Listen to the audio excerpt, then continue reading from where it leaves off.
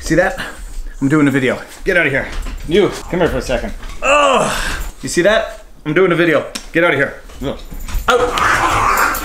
Take it out here. Take it outside. Go. All right, Casey Neistat just did an interview with Logan Paul covering the last 7 months of Logan's career and the whole debacle that ensued following his vlog where he went to the suicide forest in Japan and actually found a victim of suicide and vlogged about it. And I don't need to get into it. If you haven't heard about it, do a quick Google search. To say it was a mistake is an understatement. And Casey interviewed Logan. He's been vilified by more people than I would have thought for merely having done the interview, which I think is fundamentally wrong because if you don't have people interviewing people you don't like, you don't actually have real journalism. Regardless, the interview was amazing in what it said verbally and what it said non-verbally. And I had to select some highlights and give my impression of what's going on.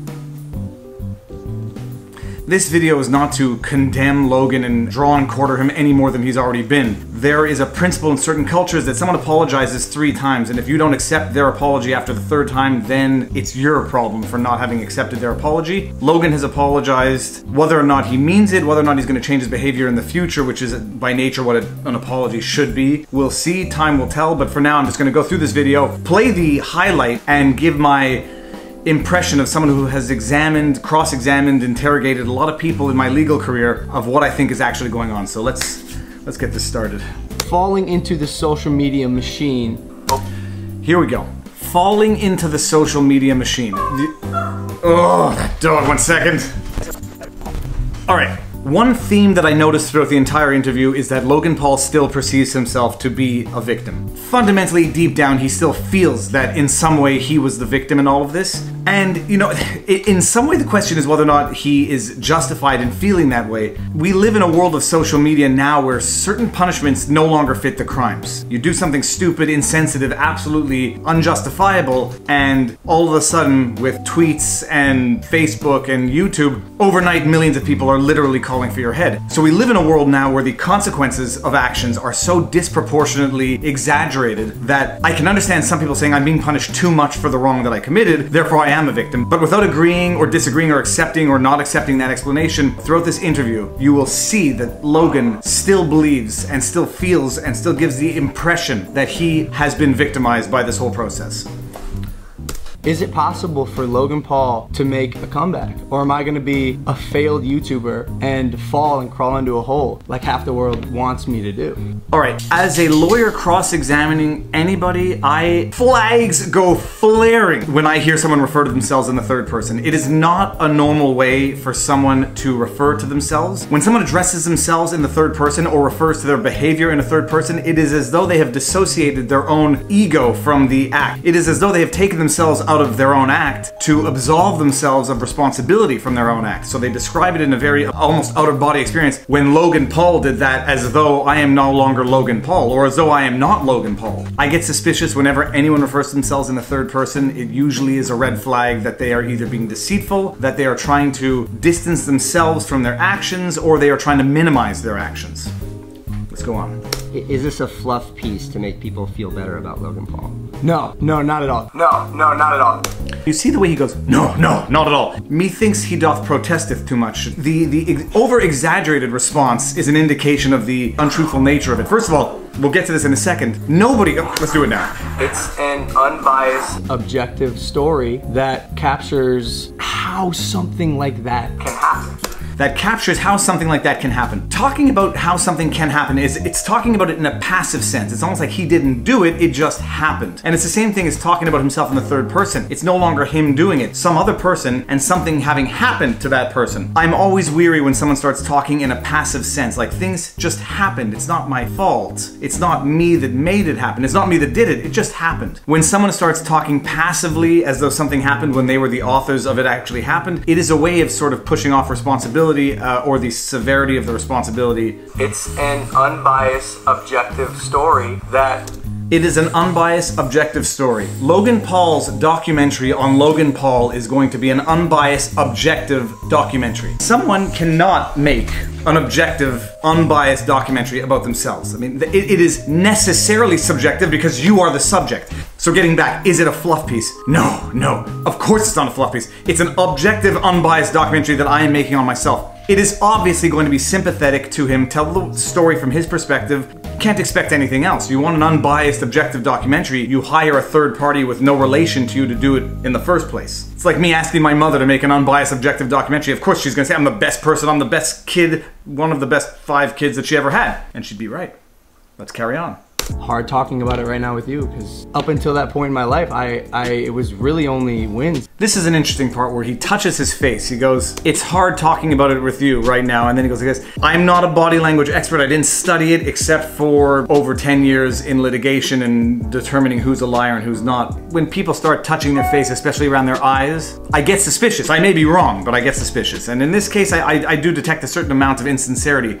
To this day, I don't think he actually appreciates what he did wrong, why it was so wrong. And I don't think this is because of malice. I think this is actually just because of youth, but we'll get to that. And everything I say, I do need to not word it like that because I'm not the victim. Very interesting. Everything I say, I need to not word it like that. This is where I, as a lawyer cross-examining someone, would say, have you met with a lawyer and have you been prepped in advance of this examination? I mean, in law, you can't ask that question because you can't ask what a client does with his or her lawyer. Also, it's a stupid question because you know darn well if the lawyer is worth his weight in salt, he's going to have met with his client and prepped the client for the examination. But this is clearly coaching, somewhere either through a therapist or through a coach or through a PR rep. This is clearly him now getting back to, I need to remember how to phrase this so that it doesn't look like I am trying to pawn off responsibility or not take responsibility for my actions.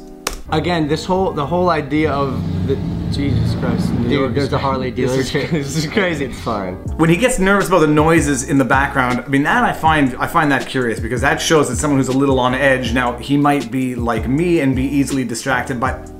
No, sorry, I thought I just saw a squirrel through the window. He might be easily distracted. I don't know him enough as a person. I suspect he is easily distracted. But it is interesting when people are a little bit too nervous to their surrounding environment and they react in an exaggerated way to outside stimuli. They could just be hyperactive. They could have other issues. They could also be very nervous and insecure in what they're saying, and that their script sort of gets easily interrupted by startling noises in their outside environment. I've told stories my whole life through a lens, as have you. I've told stories my whole life through a lens, as have you. This is something he does a couple of times in this video, and it's also something that people who have done something wrong tend to do, is they try to bring other people in to their realm of wrongful conduct. You know what I'm talking about, or I'm sure you've done something similar. It is a way of minimizing their own responsibility by sharing it with people that they choose and try to bring into their realm of responsibility. It's an interesting tactic, totally subconscious in my opinion, but it's interesting that something a child will do reflexively. It's something as a parent I try to train them out of, because when you've done something wrong, you don't get to share that responsibility with anybody else, and it doesn't matter what other wrongful things other people have done. When you've done something wrong, you have to deal with you and yourself alone.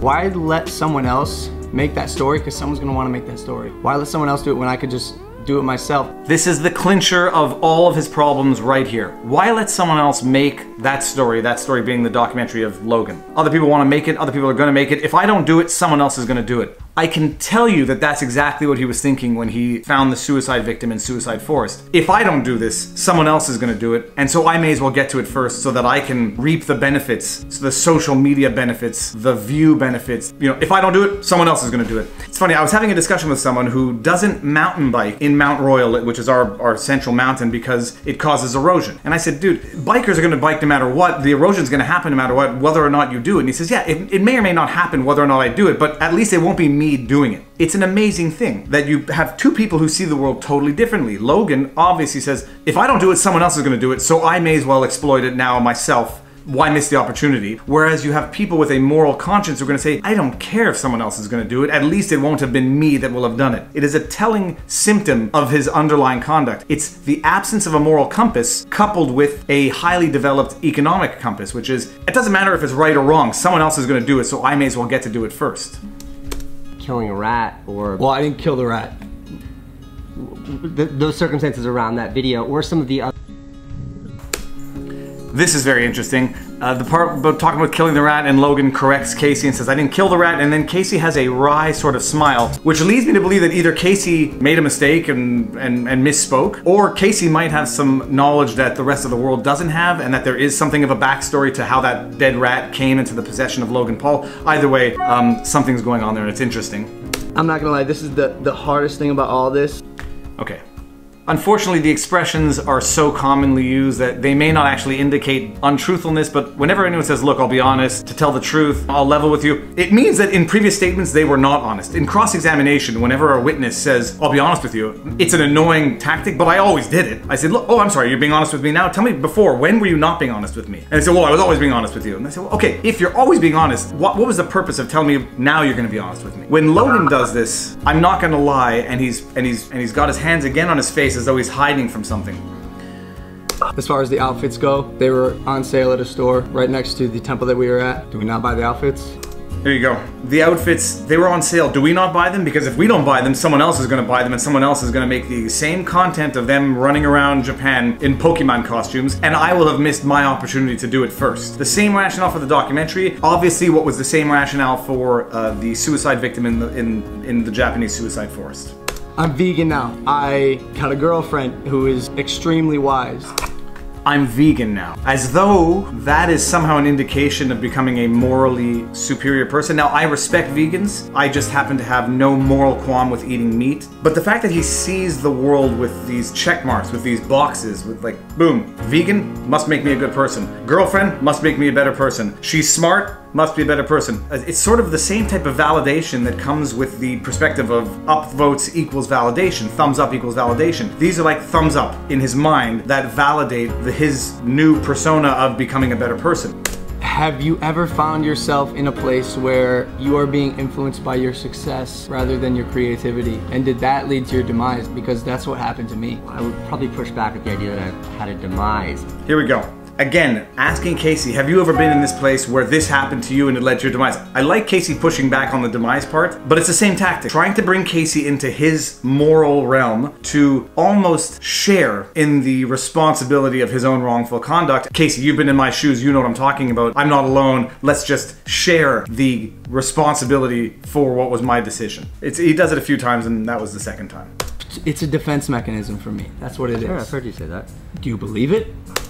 Do you believe it? And the aggressive nature of his tone. Do you believe it? And this is an interesting thing that I've also discovered in cross-examination of witnesses. When they are not necessarily being truthful, and they think that, like in chess, the best defense is a good offense. And so they're going to attack you for not believing their answer as though you have an obligation to believe what they're saying. And when people take that position, it's usually because they're not being entirely transparent, and they're trying to make you feel uncomfortable so that you don't continue pushing in that direction. How dare you? Shame on you for not believing me. Well, Casey's not there to believe Logan, he's there to listen to his answers. The rest of the world is going to be the one that believes or doesn't believe his answers. But the fact that he would get defensive and almost aggressive at the idea that someone doesn't believe his explanation is telling. Let's go on. And no one around me is telling me, hey, that's not okay. No one around me is telling me that, hey, that's not okay. Again, it's going back to the underlying, I don't think he gets it, and I don't think he's mature enough to fully appreciate it, and he's still trying to blame other people for what he did, and I don't think it's malice. I don't think it's a sign of him being a fundamentally evil person. I think he's just young, and I think there are some lessons that you can only learn through life. I think empathy can be acquired in life by experiencing and suffering through things that you had not suffered through before, and things that you are not empathetic in others about, until you have experienced it firsthand yourself. So I think Logan stands a good chance of learning empathy, but he needs to grow a little more. I think he's still young, and I think he's still in it to the point where he can't see it from the outside and understand what he's done. What is, you're fighting KSI. What is the fight? It's true. What is the fight? I'm gonna beat his ass. You see the way his eyes change and go right back into the cocky, arrogant, excited young person that he is when he talks about the KSI fight. He shifts entirely out of the, I don't want to say act, but he shifts out of the sad eyes, the uncomfortable posture, the sort of rehearsed responses, and he's back to himself when he starts talking about the KSI fight, and that's very telling. I think Hollywood, I think America in general they love redemption stories. And this is where I have a problem with what seems to be his underlying motivations. It's not about actually learning and growing in his mind right now. It's about capitalizing off what he is going to storytell as his story of redemption. A symptom of the social media disease. If he doesn't do it, someone else is going to do it. This seems to be motivated by the story of redemption and not actual redemption. It's not about actually learning and growing from the experience. It's about capitalizing off a story that he thinks is going to sell. That's my assessment. Ugh, take it for what it's worth. All right, the dogs have been awful quiet, and sometimes silence is scarier than noise with dogs and with kids. Peace out. Oh, I'm sorry. Do like, share, and subscribe. I've been posting daily videos for, it's gonna be 2 years in November. I'm trying to keep it up. So, like, share, subscribe. Law Vlog Thursdays, Montreal Mondays, cooking videos, family vlogs, fishing, GoPros, drones, all good stuff. Peace out.